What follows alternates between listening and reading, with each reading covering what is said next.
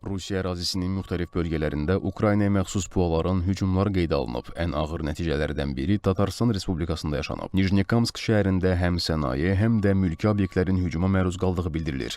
Nijnekamsk meri Radmir Belyayevin sözlərinə görə hücumlar nəticəsində 13 nəfər həlak olub.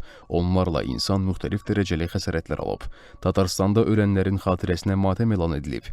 Hücumların əsas hədəfi Nijnekamskda yerləşən neft emalı zavodu olub. Zavodda zərbələrin nəticələrinin aradan qaldırılması istiqamətində işlərin aparıldığı bildirilir.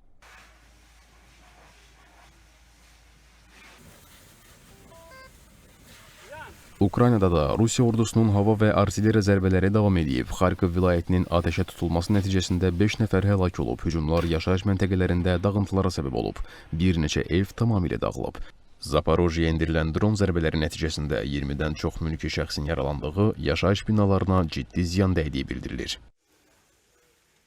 Sumi şəhəri də Rusiya ordusunun zərbələrinin hədəfi olub. Şəhərə 5 idarə olunan aviasiya bombası atılıb. Nəticədə yaşayış binaları və mülki infrastrukturu zərər görüb. İlkin məlumata əsasən azı 14 nəfər yaralanıb. Xavər Əliyeva, Rauf Məmmədov, ASTV xəbər.